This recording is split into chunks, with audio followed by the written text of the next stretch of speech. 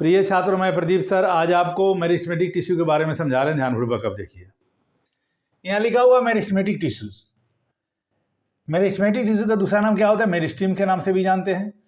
यहाँ लिखा हुआ always in state of division, यानी ये हमेशा यहाँ पर डिवीजन होता रहता है। ये अब यहाँ देखिए एम से क्या यहाँ पर है?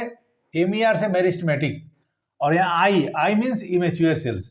मतलब क्या है कि मेरिस्टेमेटिक टिश्यूज जो है ये इमेच्योर सेल्स का पूरा कलेक्शन है। ये हमेशा डिवीजन होता रहता है, सेल डिवीजन।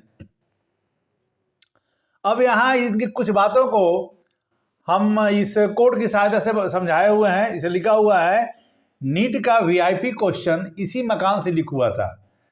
देखिएगा, नीट का स्पेलिंग अलग है, लेकिन यहाँ कोड बनाने के लिए इसका हम यूज किए हुए हैं NIIT। नीट का स्पेलिंग जो होता है NEET होता है, तो कृपया उस पर ध्यान रखिएगा। ये कोड बनाने के लिए उलटफेर किया हुआ है। तो नीट कहने में नीट ये भी है, वो भी नीट है। तो नीट का वीआईपी क्वेश्चन इसी मकान से लिखा हुआ था। अब यहाँ ध्यान दीजिए, पहला एन से क्या है? न्यूक्लियस, यानी मेरिस्टेमेटिक सेल्स जो होते हैं इसमें न्यूक्लियस प्रेजेंट होता है। आई से क्या है? Intercellular spaces. इंटरसेलुलर स्पेस नहीं पाया जाता है, यानी ये कॉम्पैक्टली पैक्ड रहते हैं ये। और इसका जो साइज होता है, शेप होता है, आइसोडायमेट्रिक होते हैं ये। टी क्या ऐसे देखिए यहाँ थीन, इसके जो वाल्स होते हैं बहुत ही पतले होते हैं, थीन होते हैं। और ये टी से है टोटिपोटेंसी, मीन्स टोटिपोटेंसी शो करते हैं। मेरिस्टेमेटिक जो टिश्यूज होते हैं ये टोटिपोटेंसी शो करते हैं। टोटिपोटेंसी का मतलब क्या हुआ? The capacity to generate whole plant, मतलब इस सेल से पूरे प्लांट को हम डेवलप करा सकते हैं। इसके बाद यहाँ आ जाइए, वी देखिए, वी से यहाँ वैक्यूल्स है। वैक्यूल इसमें एब्सेंट होता है। अगर एब्सेंट नहीं है, प्रेजेंट है, तो ये बहुत ही छोटा होगा, स्मॉल होगा। सेकेंड से आई से देखिए यहाँ पर इमेच्योर सेल्स, यानी जो मेरिस्टेमेटिक टिश्यू जो होते हैं, ये सेल्स जो होते हैं ये इमेच्योर्ड होते हैं, इनमें हमेशा डिवीजन होता रहता है।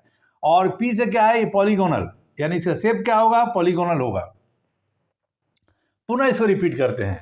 मेरिस्टेमेटिक टिश्यू को बातों को नीट का वीआईपी क्वेश्चन इसी मकान से लिखा हुआ था, इसके माध्यम से समझा रहे हैं। यहाँ एन से लिखा हुआ है न्यूक्लियस, यानी न्यूक्लियस इनसे प्रेजेंट है। आई से क्या है? इंटरसेलुलर स्पेसेस, इसमें एब्सेंट होता है। ये सेकेंड आई से क्या है? ये आइसोडायमेट्रिक, यानी इनका जो शेप होता है, मेरिस्टेमेटिक जो सेल्स होते हैं ये आइसोडायमेट्रिक सेल टाइप के होते हैं ये। और इनके जो वाल होता है बहुत ही पतला और थीन होता है। और टी से क्या होता है? टोटिपोटेंसी शो करते हैं, means the capacity to generate whole plant, पूरा ये प्लांट इसे डेवलप हो सकता है। बी से क्या है? बी से वैक्यूल्स है, वैक्यूल्स इसमें एब्सेंट होता है, अगर पाया जाएगा तो बहुत ही छोटा होगा। आई क्या है? आई से इमेच्योर सेल्स, ये जो है इमेच्योर सेल्स का पूरा कलेक्शन है। और पी इसका शेप जो है पॉलीगोनल, यानी इसका जो शेप होगा या तो आइसोडायमेट्रिक होगा जनरली ये होगा, या ना तो पॉलीगोनल होगा। अब यहाँ आइए, मकान में लिखा हुआ है MCAN। एम से यहाँ मेरिस्टीम, मैंने मेरिस्टीम टर्म क्वाइंड बाई सी नेगेली। यहाँ देखिए ये दोनों एक साथ है। सी नेगेली के द्वारा मेरिस्टीम टर्म जो है क्वाइन किया गया था। कब हुआ था? 1858 में। इसके बाद ए से देखिए, यहाँ पर ए से प्लांट एनाटॉमी में जो टिश्यू वर्ड है ये किसके द्वारा क्वाइन किया गया? एन ग्रीव के द्वारा 1682 में। तो ये आपको एम मेरिस्टीम क्वाइन किसके द्वारा किया गया टर्म? सी नेगेली के द्वारा 1858 में। ए प्लांट एनाटॉमी में टिश्यू वर्ड जो कौन क्वाइन किया, किसके द्वारा क्वाइन किया गया? तो एन ग्रीव के द्वारा 1682 में। तो ये आपको पूरा मेरिस्टेमेटिक टिश्यू के बारे में समझाए। पुनः रिपीट कर देते हैं, नीट का वीआईपी क्वेश्चन इसी मकान से लिखा हुआ था, इसी आधार इसी के सहायता से सब बताया जा रहा है।